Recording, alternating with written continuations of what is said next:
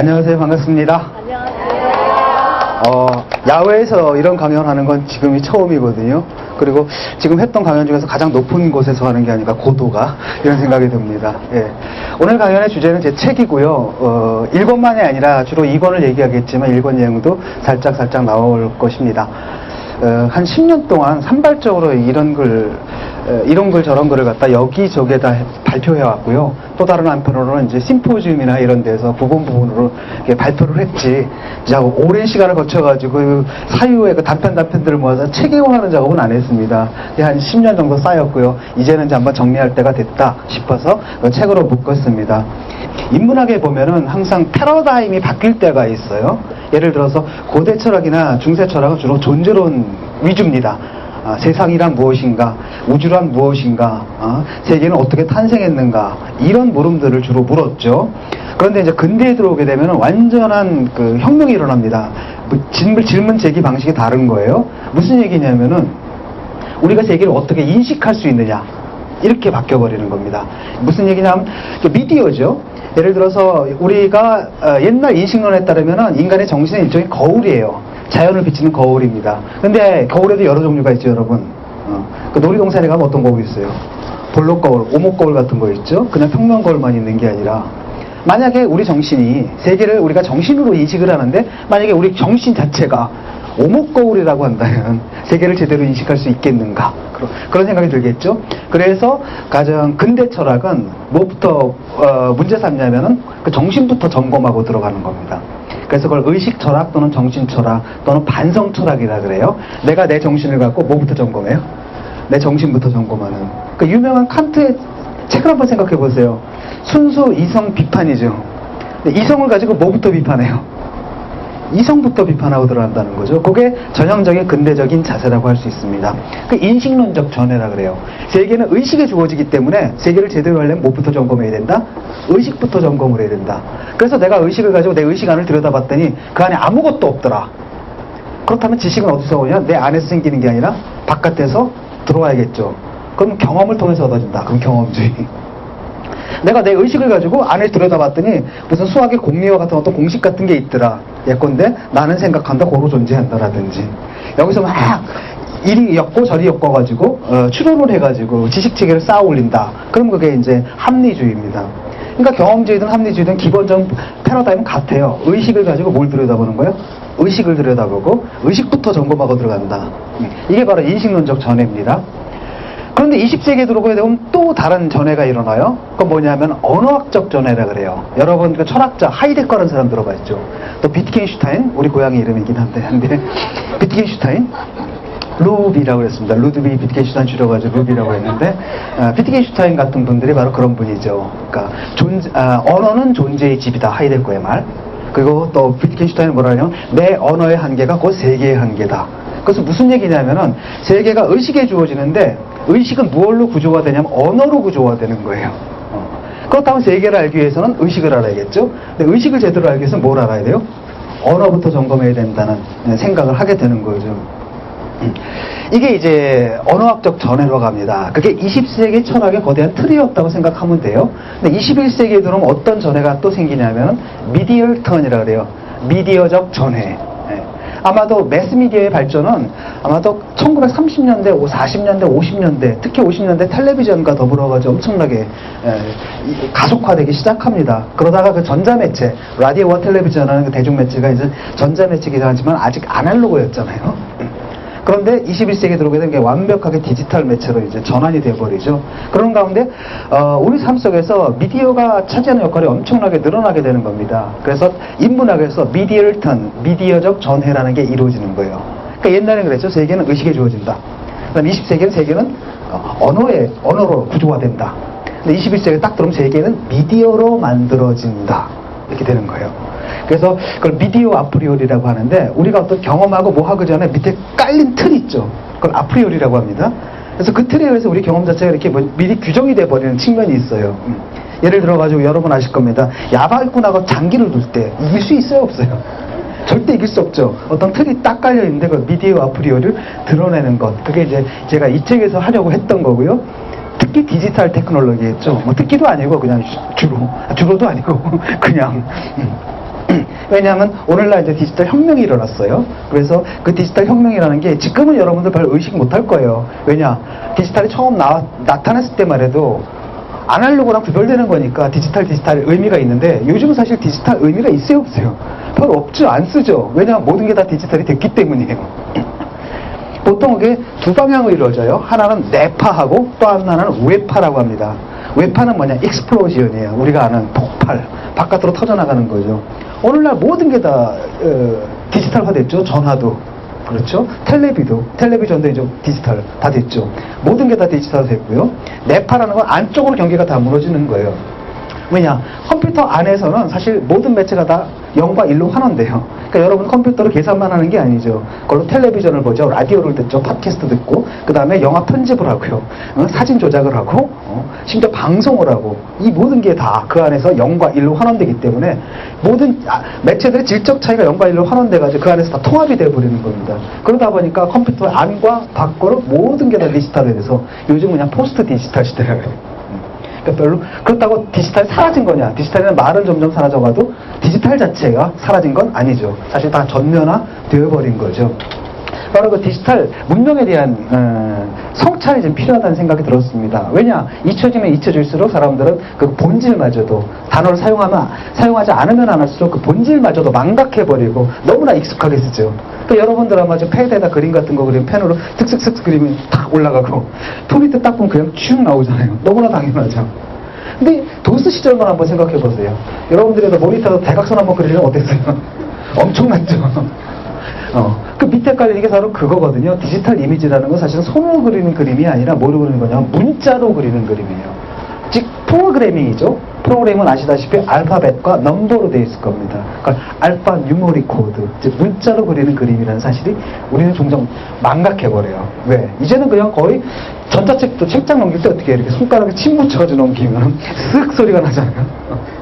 이런 거라든지 이러다 보니까 이제 망각을 해버리는데 그럴 때일수록 디지털의 본질이 뭔가 한번 철학적으로 성찰해 볼 필요가 있다는 생각이 들었습니다. 자, 미디어라는 건 뭡니까? 아마 여러분 신문, 방송, 라디오 이런 것만 생각을 하실 거예요. 미디어라고 하면은 잡지. 근데 사실 미디어라는 것은 굉장히 넓은 개념이에요. 그러니까 사람과 동물이 다른 점은 바로 뭐냐면 인간은 뭘 사용해요? 미디어를 사용합니다. 물론 동물들 중에서도 일부 미디어를 사용하는 동물들이 있어요. 무슨 얘기냐면 도구라는 거 있죠. 도구가 다 미디어예요. 넓은 의미에서는. 그러니까 우리 루비 같은 경우에는 그 산책을 나가거든요. 산책량입니다. 100만 분의 1의 확률로 존재하는 산책량이거든요. 어느 날 딱 갔더니 밖에 나갔더니 막 땅을 파기 시작해요. 뭐 하나 했더니 거기다 볼일을 딱 봅니다. 그다음 손으로 덮어요. 그런데 우리가 땅을 팔 때는 어떡하죠? 손으로 파는 게 아니라 뭘로 파죠? 삽으로 파고 또는 크레인이 오죠.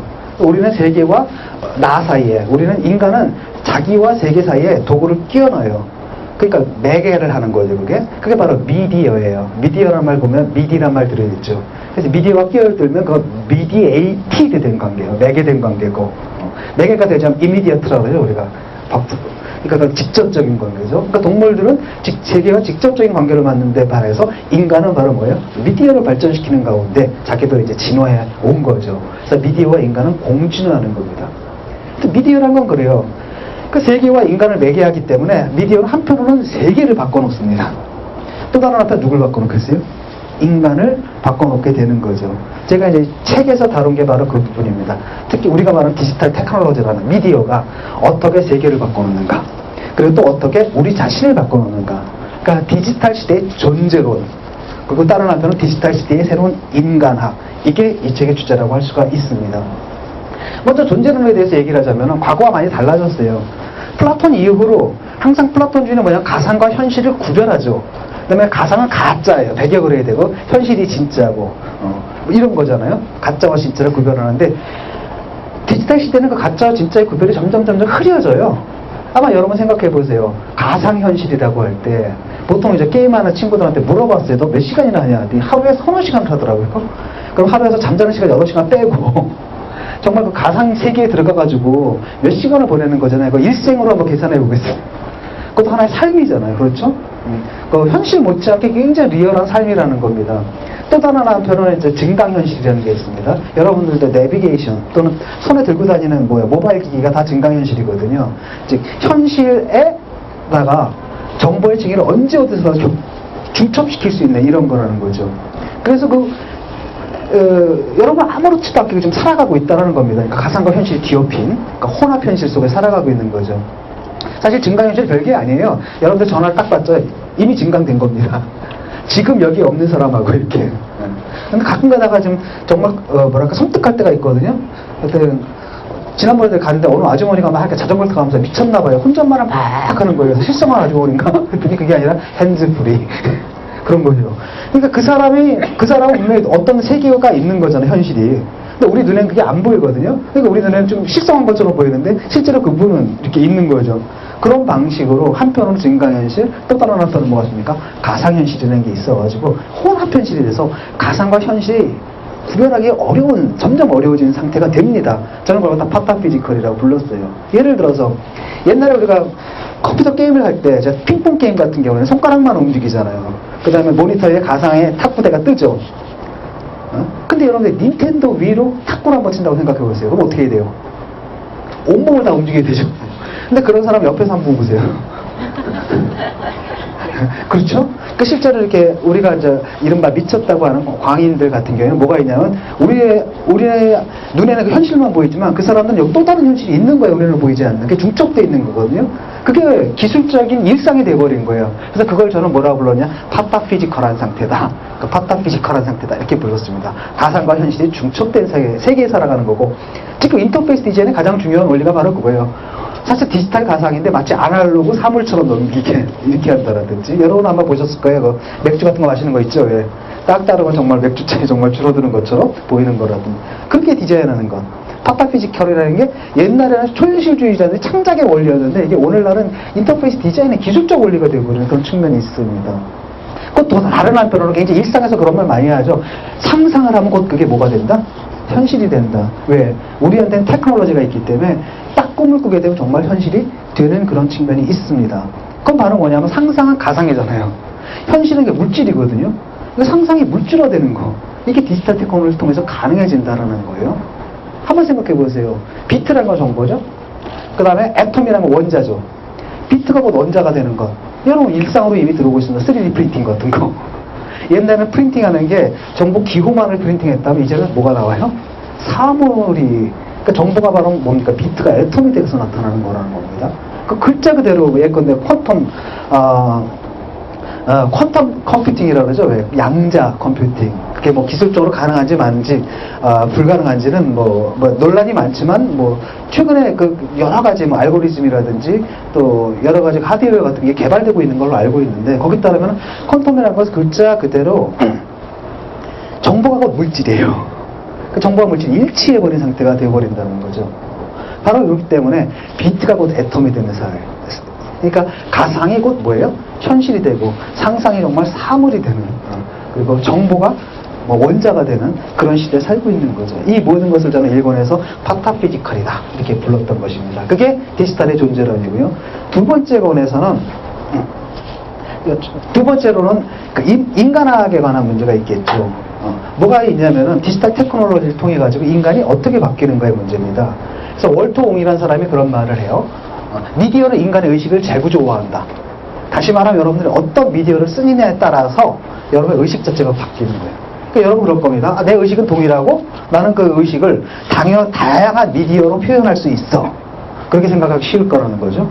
근데 그게 아니라 여러분이 어떤 미디어를 쓰느냐에 따라서 의식 구조 자체가 결정되어 버린다는 거예요. 예를 들어서 우리가 그 전에 사용했던 미디어가 문자였거든요. 그러니까 문자 문화가 있고, 그 전에는 문자가 없던 시대는 뭐였습니까? 구술 문화였죠. 말로 이렇게 전달했단 말이죠. 확 다르다라는 거예요. 그러니까 러시아 혁명 직후에 루리아라는 러시아 학자가 그 당시 혁명 직후에 러시아가 워낙 낙후해가지고 어떤 농촌 공동체에는 정말로 글자를 한 번도 접해보지 못한 그런 곳이 많았다 그러더라고요. 그런 마을에 가서 필드워크를 하고 설문조사를 해요. 근데 그때 발견한 게 뭐냐면 이 사람들의 의식은 도시에 사는 사람들의 의식과 완전히 다르다는 겁니다. 문자를 사용하는 사람들의 의식과 말을 사용하는 사람들의 의식이 다르다는 겁니다. 예를 들어가지고 하늘의 달, 자동차의 바퀴, 동전 하면 여러분 뭐가 떠오르세요? 그쵸. 동그라미 바로 떠오르죠. 그게 추상이거든요. 근데 그 사람들한테 그걸 얘기를 하잖아요. 세 가지를 대면 뭐냐면, 달은 역시 추석날 봐야 되고요. 바퀴가, 공기가 팡팡하게 잘 들어갔네요. 라든지, 동전은 좀 더 많았으면 좋겠어요. 이렇게까지. 거기서 동그라미로 올라가진 않는다라는 겁니다. 그러니까 우리가 당연하게 생각하는 사고방식이라는 게 결국 당연한 게 아니라는 거죠. 근데 사실 좀 이상하더라. 이상하지 않아요? 아니, 달하고, 동전하고, 자동차 바뀐데, 거기서 왜 동그라미 떠오르세요? 이상한 분들이. 그쵸. 그게 좀 더 이상하지 않아요? 이게 굉장히 인공적이고 인위적이라는 겁니다.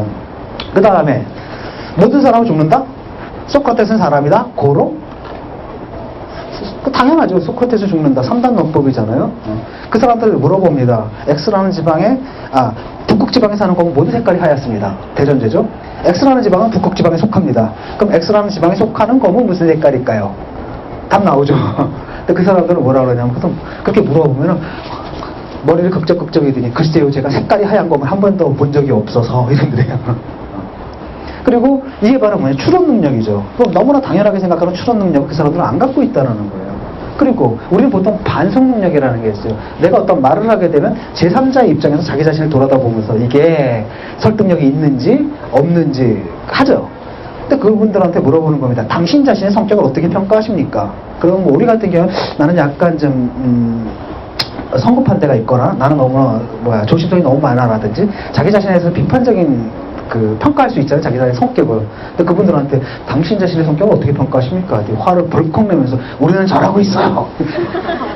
나도 아니고 뭘 하냐. 우리는. 그 다음에 우리가 잘하고 있지 않으면 사람들이 나를 이렇게 대접해주지 않겠죠. 이렇게 대답한다는 겁니다. 이걸 보게 되면 어떤 미디어를 쓰느냐에 따라서 완전히 달라진다는 거예요. 근데 그게 미디어가 변했어요. 어떻게 변했냐면 문자 문화였잖아요. 즉 구텐베르크 혁명 이후에 사고방식이 문자문화적인 사고방식, 즉 합리적이고 이성적이고 기술적인 사고방식이 20세기까지 온 거예요. 그러니까요, 1500년대에는 소수였죠. 글자를 읽고 쓰는 줄 아는 사람이. 하지만 대다수가 이제 인쇄소를 통해가지고 책을 많이 접하게 되고 책이 싸지게 되고 대량 보급이 되고 수많은 이제 글자를 읽는 사람들의 수가 점점 늘어나고 18, 19세기 들어오면 계몽주의라 그러죠. 모든 사람들이 다 책을 읽게 되는, 문명이 이제 하나도 없게 되는. 그래서 사실은 19세기쯤 되면 서구의 웬만한 나라에서는 다 문자문화로 완전한 사회 전 계층이 완전하게 전환하게 되는 거죠. 그런데 최근에는 어떠냐 하면 다시 문자문화가 쇠퇴하고 있죠. 이 젊은 친구들, 젊은 학생들 책 700페이지 세리 쫙 그러면 아마 경악을 할 겁니다. 굉장히 힘들어할 거예요. 그러니까 커뮤니케이션의 주요한 수단이 문자에서 또다시 뭘로 가고 있냐면 영상으로 가고 있다는 거예요. 근데 이 영상은 어떤 영상이냐면 기술적 형상, 그러니까 디지털 이미지죠. 기술로 만들어낸 영상이고 아까도 얘기했듯이 손으로 그리거나 손으로 만든 게 아니라 뭘로 그렸다 그랬죠? 문자로 그린 그랬죠. 알파벳과 넘버식, 인문사회학적인 지식과 공학적 지식이 함께 어우러가지고 만들어낸 새로운 기술적 이미지라는 겁니다. 그랬을 때 저는 우리 또 다른 질문을 던질 수가 있는 거죠. 그래, 구술문화에서 문자문화로 넘어가는 것, 그때 엄청난 변화가 있었죠. 그렇다면 지금 또 문자문화에서 어디로 넘어가고 있어요? 영상문화로 넘어갈 때 사람들의 머릿속에서는 어떤 일이 벌어지고 있는가? 이게 제가 던지는 질문이고 그걸 추적하는 게 또한 저의 작업이기도 했습니다. 두 가지 측면에서 접근할 수 있겠죠. 하나는 멘탈리티의 문제예요. 그러니까 불어로 보통 망탈리티 이렇게 얘기를 하는데 그러니까 사고 구조, 사고 방식의 문제고요. 두 번째는 뭐냐면은 감정 구조예요. 세계에 대해서 어떻게 느끼느냐. 특히 이 감정 구조를 저는 뭐라고 얘기를 했냐면 이권에서 언캔이라고 불렀던 겁니다. 왜? 세계 자체가 섬뜩해지잖아요. 가상도 아니고 현실도 아닌 어떤 것.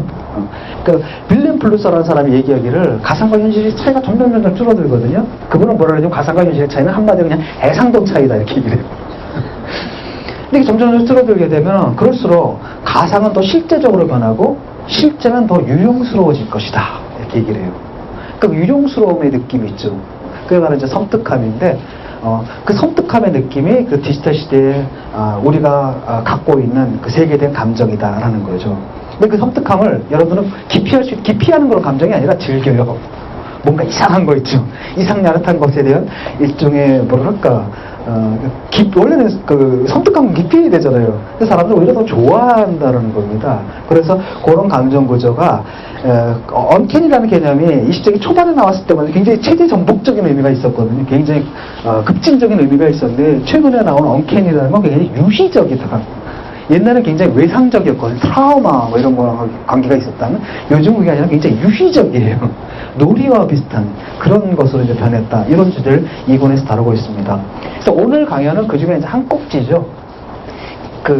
특히 감정 구조에 관한 문제입니다. 사람들이 화가들은 항상 세계를 보고 자기가 느끼는 감정들을 묘사해 오지 않았습니까? 예술가들은.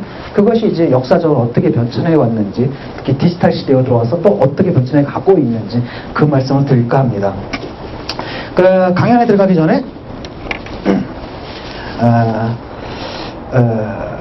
먼저 아주 무식하게 단순하게 큰 시대 구획을 좀 한번 해볼까 합니다. 물론 이 시대 구획은 대략적인 것이기 때문에 꼭 맞아떨어지는 건 아닙니다.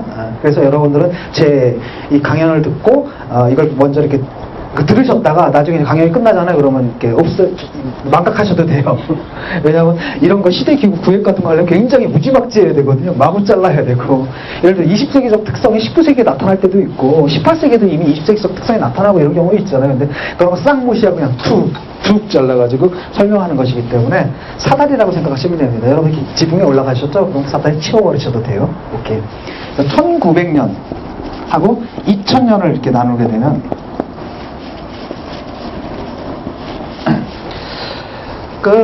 이미지 문화를 주도했던 그 장르가 달라져요. 시각 문화를 주도했던 이미지의 종류가 달라집니다. 왜냐? 19세기까지만 해도, 르네상스 이후 19세기까지만 해도 뭡니까? 이미지하면 떠오르는 건 회화예요. 대표적인 이미지가 바로 회화입니다. 최고의 이미지죠. 레오나르도 다빈치가 그린 예컨대 모나리자라든지 한번 생각해 보세요. 루벤스의 그림, 렘브란트의 자화상 이런 거 최고의 이미지는 바로 회화입니다. 그리고 그보다 좀 못한 경우는 드로잉 정도겠죠. 근데 그때만 해도 사람들이 이미지라고 하면 다 사람이 직접 손으로 그린 것들이에요. 그게 바로 1900년까지죠. 그런데 19세기 이제 중반쯤에 사진이 등장해요. 사진이 등장하고 그때까지만 해도 사진의 영향력은 굉장히 제한적이었습니다. 왜냐하면 장비가 비쌌고 크고 그 다음에 필름을 현상하고 인화하고 하는데 굉장히 그 당시로서 굉장히 복잡한 과학적 지식이 필요했거든요. 아무나 못했죠. 근데 20세기 넘어갈 때쯤 되면 뭡니까? 오늘날 우리가 갖고 있는 스냅 사진들 있죠. 휴대용 사진기가 등장합니다. 그래서 코닥의 그 모터가 있어요, 당시에. 여러분들은 셔터만 누르세요. 그 나머지 우리가 처리해드립니다. 그래서 그때는 셔터를 누르고 카메라째 맡겼어요. 거기서 현상 인화해주는. 그 다음에 나중에 롤필름으로 가는 거죠. 그때가 이제 사진이라는 매체가 정말로 사진 쓰고지는 때가 바로 20세기거든요. 그래서 20세기에 들어오게 되면 회화가 아니라 여기서 뭘로 변하냐면 사진. 그 다음에 잠시 후 사진은 또 뭐냐? 가만히 정지되어 있는 상태가 아니라 뭐예요? 움직이기 시작하죠. 뭐예요? 영화의 시대입니다. 그러니까 19세기까지 한마디로 이거는 뭐냐면 원작 회화입니다. 원작이에요. 그렇죠. 사람 직접 그린 겁니다. 그런데 사진과 영화는 뭐냐? 원작이 아니라 바로 뭐예요? 기술적인 복제 이미지라는 거죠. 그럼 21세기는 뭐냐? 그건 바로 합성 이미지고요. 오늘날 우리가 보고 있는 뭐예요? 컴퓨터 그래픽? CG 이미지. 저는 그래서 뭐라고 생각하냐면 20세기 영화가 모든 예술에 엄청난 영향을 끼쳤죠. 문학이나 뭐 미술이나 그 밖에 다른 모든 영역에 영화가 아주 결정적인 영향을 끼쳤거든요. 사진과 영화가. 그와 비슷한 역할을 21세기에 누가 할 것이냐, 무엇이 할 것이냐 라고 했을 때 저는 게임이 할 것 같아요. 그 다음에 사진이 아니라 이건 합성이거든요. 그래서 또는 생성 이미지라고 할 수 있습니다. 오로지 컴퓨터로만 그릴 수 있는 그림이 있어요. 예를 들어서 여러분 프랙탈 이미지 같은 거 있죠. 동일한 요소가 무한히 반복되어서 만들어내는 것. 그건 아주 빠른 수학적 연산에 의해서만 만들어내거든요. 그건 컴퓨터로 생성한 이미지죠. 합성 이미지와 생성 이미지가 21세기를 대표하는 이미지가 될 것이다 라고 봅니다. 또 그 역사를 살펴보기 위해서 먼저 간단한 기호학적 설명을 드리겠습니다. 그러니까 기호학에 대한 기초가 필요해요. 어려울 것도 없습니다. 찰스 샌더스 펄스라는 사람이 있어요. 미국의 이제 철학자인데 실제로 직업적 철학자는 아닙니다. 대학 교수도 아니었고요. 무슨 그런 사람도 아니고 뭐예요? 우체국 직원이었어요. 그래서 이제 그 우표에다 이렇게 땅땅땅 도장 찍다가 날인 찍다가 틈나무 이제 그 철학을 했던 사람인데 이 사람이 프라그마티스트 철학, 실용주의 철학의 이제 아버지가 됐고요. 그것보다 더 잘 알려진 것은 기호학의 아버지가 된 사람입니다. 이 사람이 기호를 세 가지로 분류를 해요. 하나는 뭐냐면은 아이콘, 또 하나는 뭐냐면은 인덱스, 또 하나는 뭐냐? 심볼. 이렇게 분류합니다. 이 세 가지만 보시면 돼요. 아이콘은 우리말로 도상이라고 번역되고, 인덱스는 우리말로 지표라고 번역되고요, 심볼은 우리말로 상징이라고 합니다. 그럼 기호를 분류할 때 항상 기준이 필요하죠. 어떤 기준으로 분류를 했느냐? 간단합니다. 기호라는 건 어떤 것이 다른 것을 대신하는 거거든요. X stands for Y예요. X가 Y를 대신해서 서 있는 거잖아요. 근데 뭘 근거로 부를 수 있냐라는 거죠. 그럴 때 그 근거를, 유사성에 근거한 그게 아이콘이에요. 여러분, 저거 좀 전에 제가 화장실 다녀왔는데 거기 뭐 남자 화장실이라고 써있지 않고 뭐라고 됐어요? 예. 그림이 그려져 있죠. 여러분들 그거 보고 찾아가는데 아무 지장 없죠. 바로 그런 것들이 바로 뭐예요? 아이콘이라는 겁니다. 그러니까 전통적인 회화 다 뭐예요? 아이콘이라는 거죠. 그리고 인덱스라는 건 뭐냐면은 유사성이 아니라 인접성이에요. 인접성. 예를 들어가지고 인접성이나 또한 인과성입니다. 개가 짖는다? 그럼 누가 온 거예요? 낯선 사람이 온 거죠. 먹구름이 온다? 그럼 뭐가 와요? 비가 온다는 거. 굴뚝에 연기가 난다? 그럼 뭐예요? 그 누군가 밥을 짓고 있다라든지, 아주 빨래를 하는데 남편 와 있었어요. 루즈가 묻어 있다? 그럼 진짜 짜증나는 상황이 뭔가가 벌어진 거죠, 간밤에. 이런 거라든지. 또 대표적인 기호가 여러분 화살표 있죠, 일로 가라. 이게 바로 대표적인 인덱스 기호입니다. 지표 기호예요.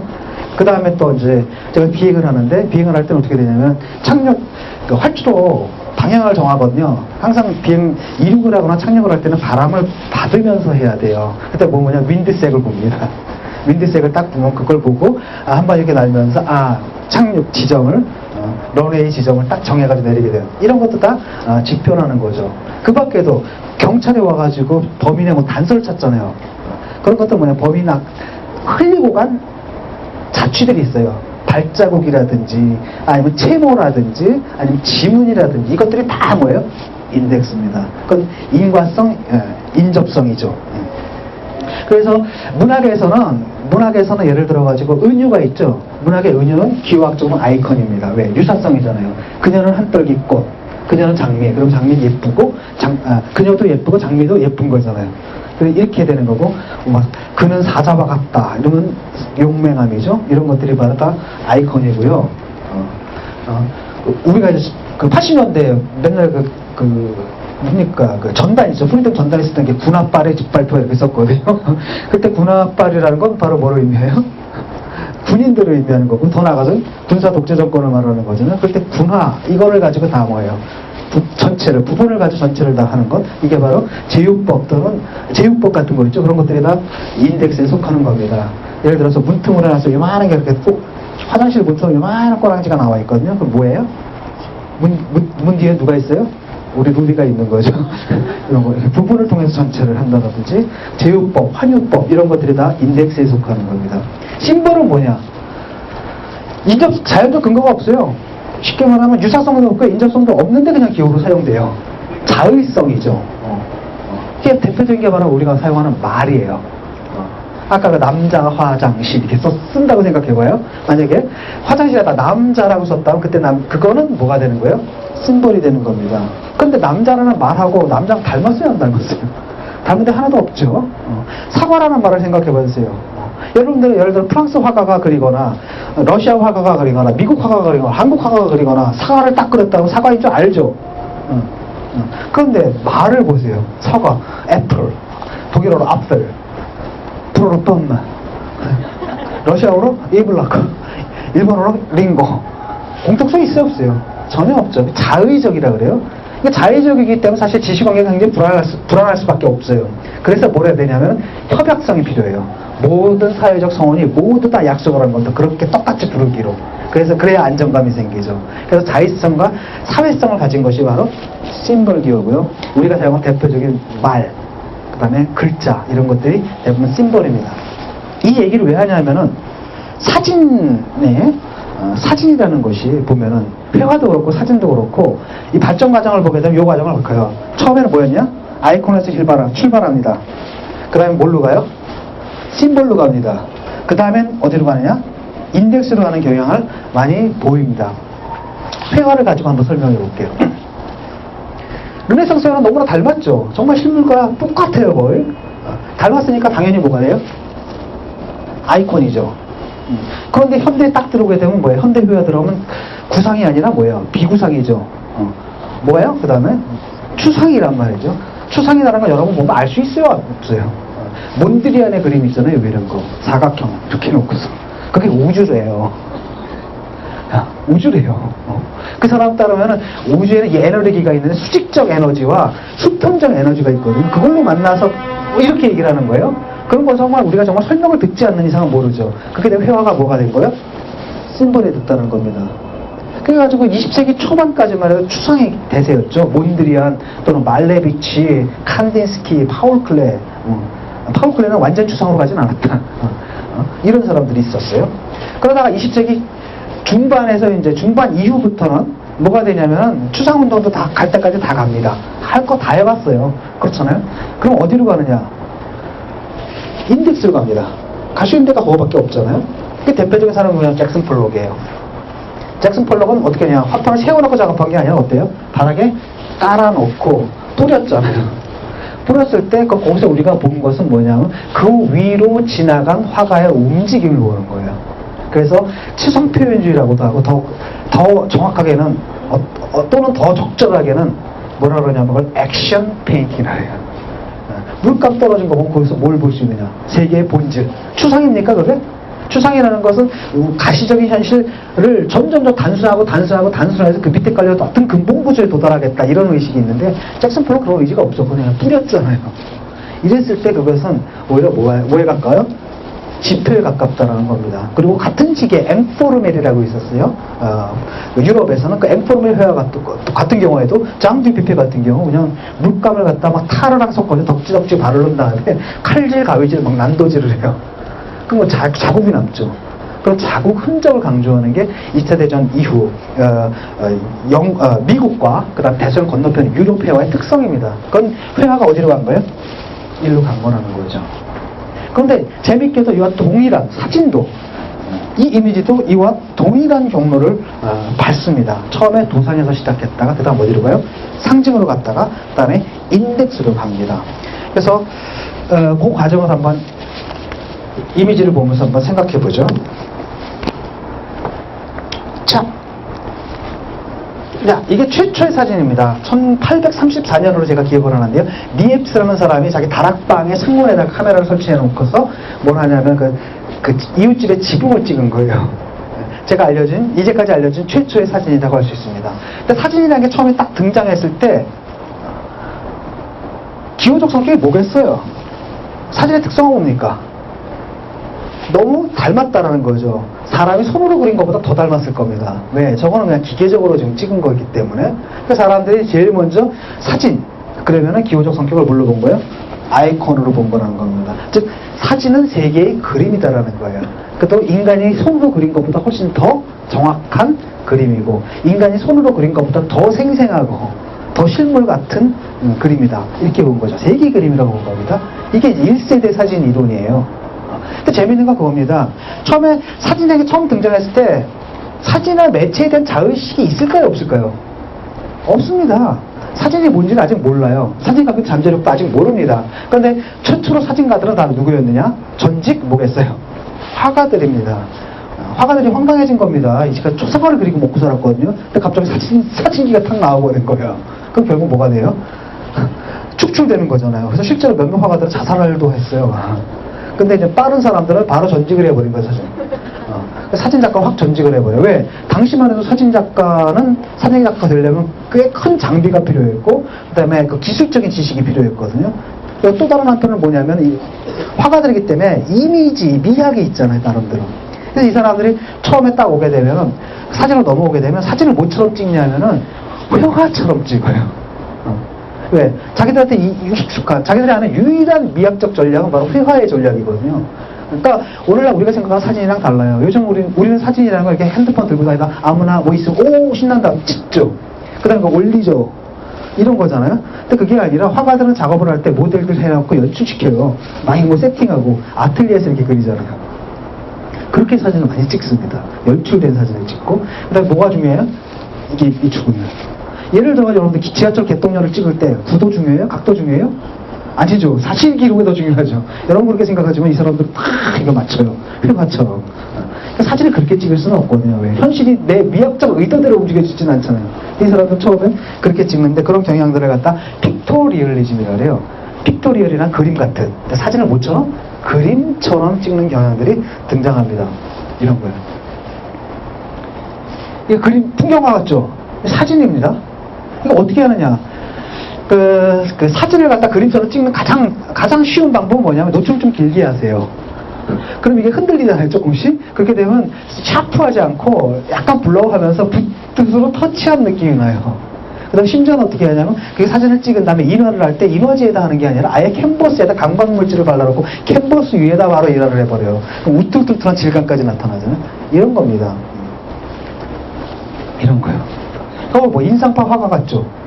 이런 느낌이 바로 픽토리얼리즘이고요. 이때는 사진의 기호적 성격을 뭐라고 본 거예요? 아이콘이라고 보고 당시 대표적인 아이콘이 기호였던 회화의 전략을 그대로 차용한 거라고 할 수 있습니다. 어때요? 이런 거. 누가 봐도 연출인 거 아시죠?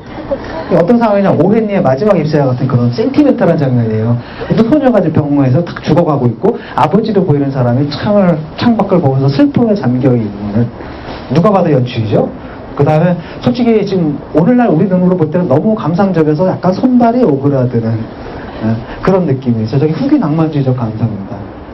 딱 보면 구도 여기 아주 철저하게 회화적 구도를 취하고 있다는 걸 알 수가 있을 겁니다. 그렇죠? 이게 바로 제 1세대 사진 이론의 경향입니다.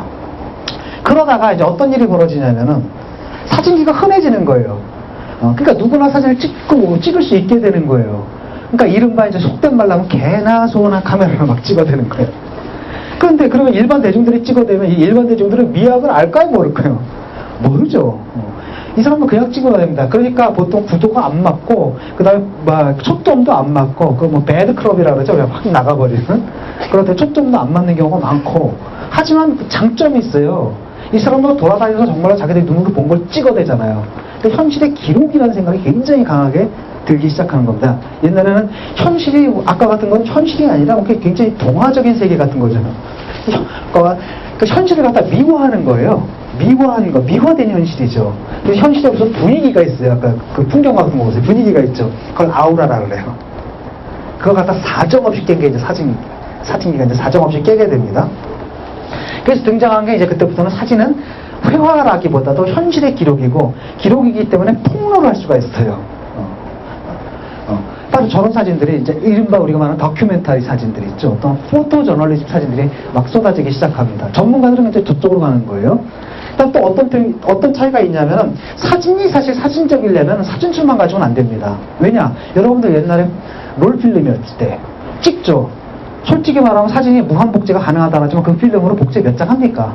그냥 반 친구들끼리 나눠가지고 한 5장 이렇게 하죠. 이게 진짜 복제 이미지로서의 힘을 가지려면 인쇄 매체랑 결합이 돼야 돼요. 즉 신문하고 잡지랑 결합되면 이게 복제가 몇십만 부, 몇백만 부씩 됩니다. 현실의 어떤 장면을 딱 갖고 그냥 신문에 실어버리면 사회적인 정치적인 영향력이 엄청나겠죠. 그게 바로 포토 저널리즘의 시대입니다. 그러니까 사진의 성격이 확 바뀌어버린 거죠. 그때쯤 되면 사진은 뭐로 이제 인정되냐면은 캡션이 굉장히 중요해요. 캡션이라고 하면 말이죠. 텍스트죠. 그 다음 사진을 읽어야 되는 겁니다. 항상 사진은 뭐냐면 어떤 사회적인 정치적 메시지를 담고 있어요.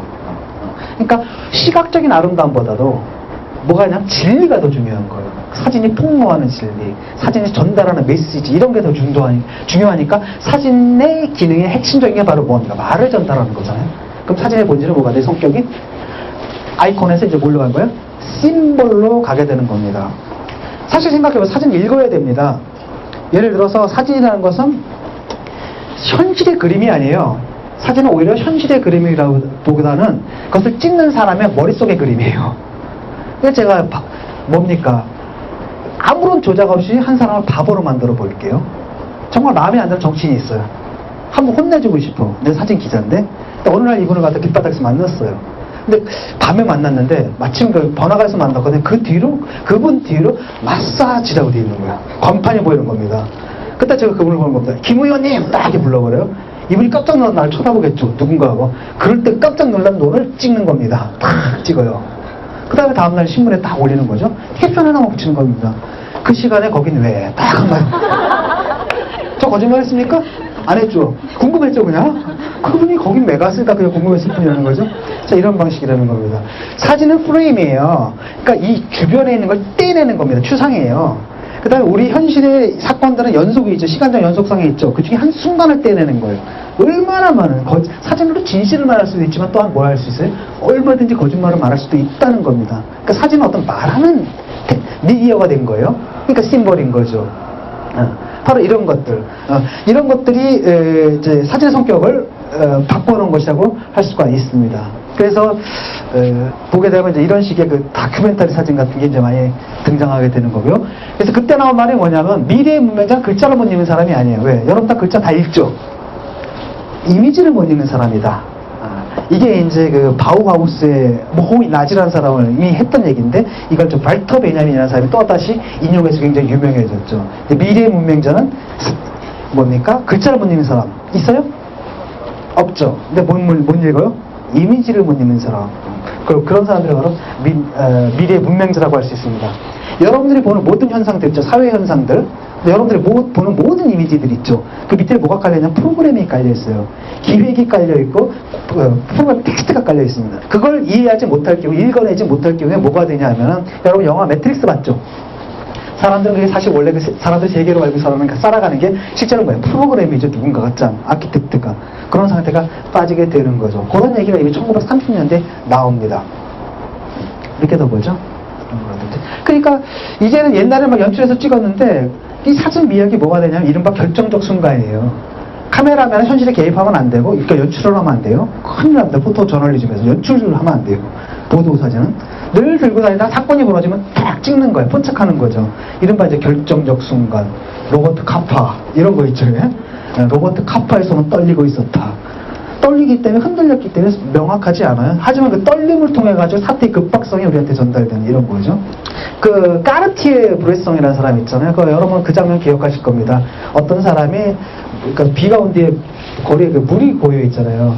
그 위로 흙 뛰어내리는데 공중에 딱 뜬 상태예요. 그리고 물에는 그 사람 이미지가 딱 반영이 돼 있겠죠. 그걸 딱 찍었거든요. 이건 결정적 순간이죠. 미학죠. 그런 걸 포착하는 거예요. 그러니까 어떤 사람은 정치적으로 또는 사회적으로 중요한 순간을 포착하는 경우도 있지만 미학적으로 중요한 순간을 포착하는 그런 경우도 있습니다. 바로 이제 그게 2세대 사진 이론 일대의 사진 미학이었죠. 그런데 이제 그 80년대 들어오게 상황이 또 바뀌게 되는 겁니다. 또 바뀌게 됩니다. 어떤 일들이 벌어지냐면 요즘 사실 포토 저널리즘이 위기거든요. 라이프지가 문을 닫았어요. 그 이유는 제가 좀 이따 나중에 다시 말씀드리겠습니다. 어쨌든 사진에 대한 새로운 이론이 이제 1980년대에 등장하는데 그게 바로 롤랑 바르트의 카메라 루시다라는 책입니다. 밝은 방이라고 번역되어 있죠. 우리는 카메라 그럼 원래 뭐예요? 카메라가 뭐의 약자입니까? 카메라 옵스쿠라의 약자죠. 카메라 옵스쿠라는 어두운 방이라는 뜻입니다. 암실이라는 거예요. 여러분 아시잖아요. 그 산차. 흰홀 카메라 있잖아요. 구멍 하나 있고 그럼 빛이 들어오게 되면 역상으로 딱 맺히는 거 있잖아요. 그것은 이미 아주 고대 때부터 있었던 현상이에요. 관찰됐던 현상이고 심지어 르네상스 때는 이거 뭡니까? 카메라 옵스쿠라 극장이 있었어요. 진짜 극장을 만들어 방 안에 좌석 만들어 놓고 바깥에 구멍이 하나가 딱 뚫려 있고 그 구멍을 통해서 빛이 들어오는데 바깥에서 연출을 해요. 사냥 장면 같은 걸 막 라이브로 해요. 그럼 그게 이제 역상으로 맺히는데 그걸 거울 통해 가지고 뒤집어 놔요. 그래서 진짜 극장이 있었습니다. 오늘날 라이브 중계하는 거죠. 문제는 뭐냐? 사진술을 바로 뭐냐? 그게 동영상이잖아요. 그걸 고정시키는 게 바로 사진술이었단 말이죠. 그런 게 있었는데 이분은 카메라 아니다라는 거예요. 사진의 본질은 바로 거기에 있는 게 아니라 밝은 쪽에 있는 게 아니라 어디 있냐면 어두운 쪽에 있는 게 아니라 옵스쿠라가 아니라 그 뭡니까? 루시다, 즉 밝은 쪽에 있다는 거예요. 즉 사진의 본질이 뭐냐면 피사체에 있다는 거예요. 다시 말하면 뭐냐면 사진과 회화의 차이가 뭐냐라는 거예요. 여러분 회화는 상상해서 그릴 수 있죠? 사진은 상상해서 그릴 수 있어요? 없어요? 없죠. 법정에다가 판사님 이게 제가 목격한 범행 현장의 그림이다. 증거물로 채택해 주십시오. 돼요? 안 돼요? 안 되죠. 사진은 왜 돼요? 그림보다 더 생생하기 때문에? 그건 아니죠. 사진은 뭐예요? 연결돼 있어요. 탯줄처럼 그 사건과. 있었기 때문에 찍힌 거예요. 자, 그렇죠. 그렇기 때문에 사진의 성격은 그 자체가 뭐예요? 지표죠. 예, 빛의 흔적입니다. 사진에는 반드시 피사체가 있다. 인덱시 퀄리티라 그래요. 사진과 복제가 아니라 이제 합성 이미지 시대가 됐다는 겁니다. 완전히 다른 거죠. 원작의 시대에서 이제 뭐예요? 복제 시대로 하이퍼리얼리즘 또는 포토리얼리즘이라고 하죠. 카메라 눈이 아니에요. 거기서 어떤 메시지를 담는 것에 대한 굉장히 반감이 있기 때문에 특히 이제 디지털 시대는 그 메시지 자체가 없어요. 이게 도대체 포토 저널리즘이냐. 이제는 이미지에 대한 대중들의 취향이 바뀐 거예요. 꿈을 치는 사진관에서는 인문학의 위기인데 엉터리한 겁니다.